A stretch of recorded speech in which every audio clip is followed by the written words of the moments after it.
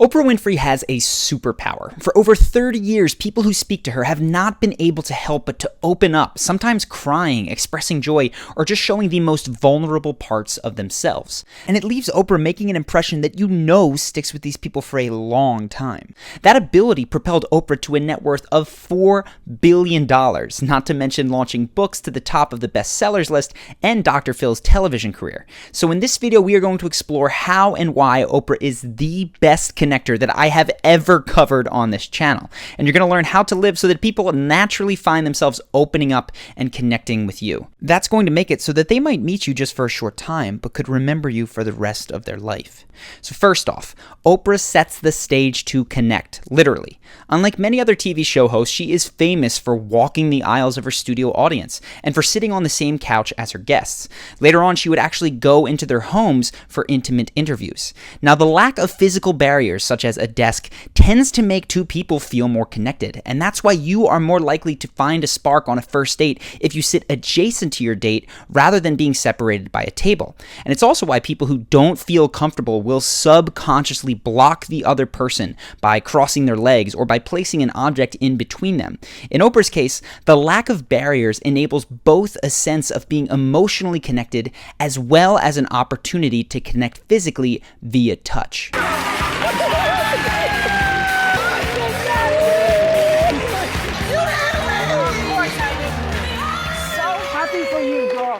So this is a deal.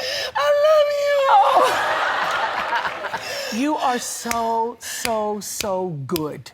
You are so, come on. With Oprah, you're going to see high fives, hand squeezes, walking arm in arm, hugs, but to really grasp how important touch is to her style of communication, you have to see it in context. Now, I can't show all of this next clip because it's 3 minutes long, but take a look quickly at how many points of contact she has with a member from her audience. And we're all celebrating our 40th.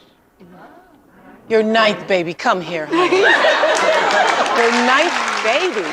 Good God.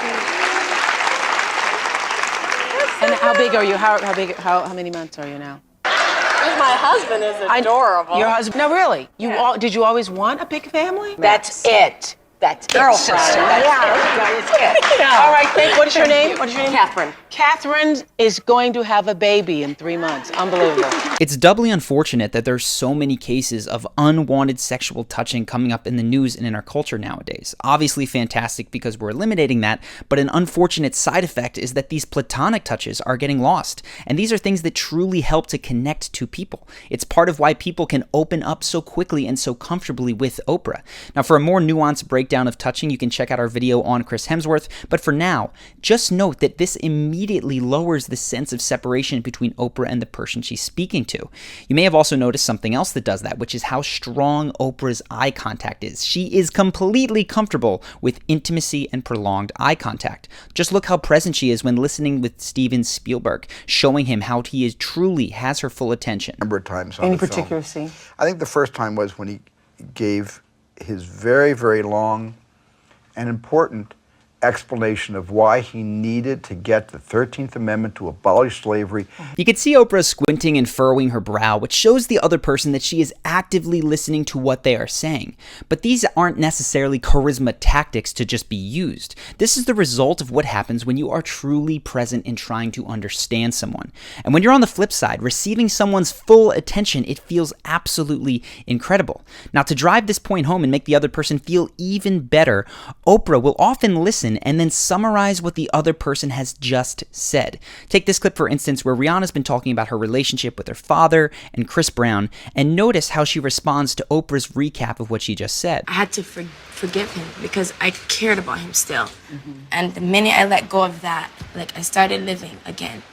You made peace with your father. Made peace with my father. And then you were able to make peace with Chris. Yes. Yeah. Yes. Because you realized the connection between yes. what your father had done and what Chris had done. Yes. Yeah. Because of the intensity of Oprah's full focus, her guests often feel that she gets them at a deep level. They feel connected to her in some way, like they share a common life understanding. Now, Oprah doesn't just imply these connections and commonalities with her body language. She straight up calls them out with her guests as she sees them. I was so thrilled to realize, you know how you and I are most alike? Let me guess. You're an introvert. I'm an introvert.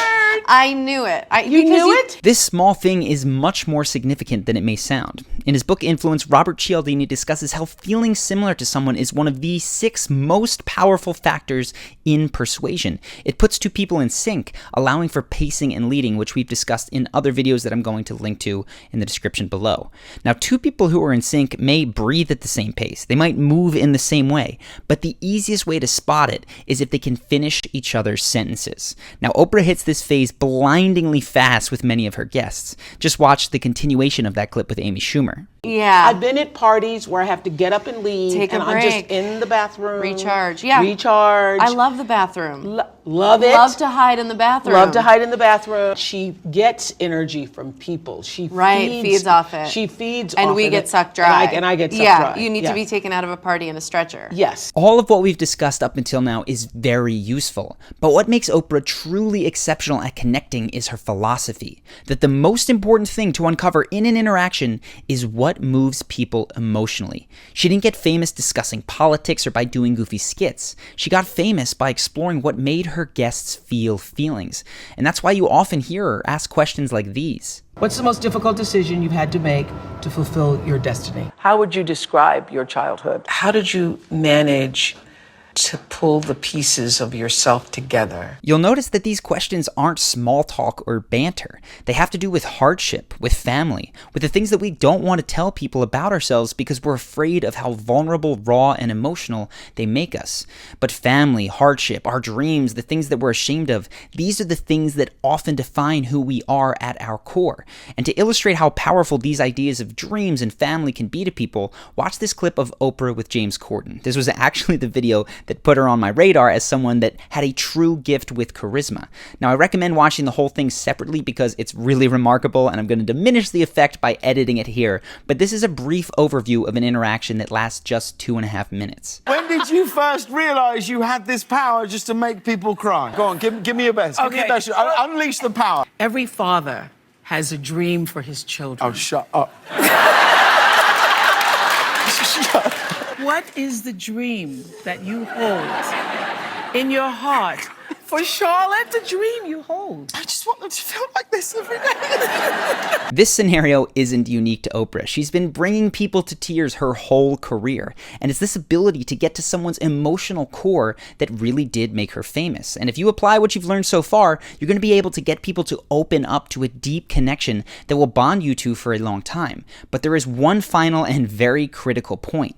When people do get emotionally real, when they cry, they get excited, whatever it is, Oprah doesn't try to diffuse that tension. She leans into it. She allows her guests to express themselves fully.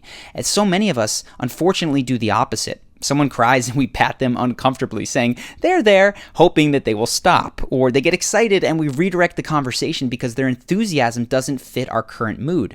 Oprah can connect with people so brilliantly because she not only encourages them to open up, she also validates them when they do. She's empathetic enough to go there emotionally with them. She shares in their joy or their pain. And that's what. And have you been sober since Yes, we I last have. met? Yeah. Hello. Let's celebrate that. That's where you are right now. Look at how great that is. Wow. Makes me cry too. Makes me cry too. I know. It's beautiful. Why am I crying on Oprah? In short, people feel comfortable enough to be vulnerable and open up to Oprah because she will go there too.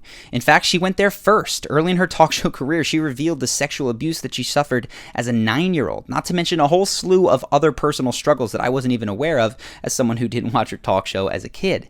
And it was her openness that paved the way for others to do the same when they came on her show. So if you want to connect with someone deeply, to get them to open up past the surface level small talk and get them to really remember you, you have to be fascinated by what moves them emotionally. You have to focus primarily on what you share rather than on how you differ. And you have to be willing to open yourself up so that others feel safe doing the same with you. That's what made Oprah the biggest talk show star ever. It's what endeared her to millions of viewers and earned her billions of dollars. And if you follow the advice in this video, it can be your superpower too. Now, one of the themes of this video is the value of being heard. It honestly can't be overstated. You see how deeply impacted Oprah's guests are by her attention. What's unfortunate is that so few of us have the opportunity to feel heard in our lives. And sometimes it's hard to share what's going on in your life, even with close friends. And sometimes those friends and family don't know how to advise us, or they give bad advice because they're so close to us. And that's why I have asked BetterHelp to sponsor this video. And I'm very excited about it because BetterHelp provides affordable counseling from licensed therapists all from your home. I've actually used this service myself, and I'm going to continue to because talking to someone once a week has had a positive impact on my life. Plus, it doesn't have this hassle of having to leave the house. You can just chat from your couch using your phone or your computer.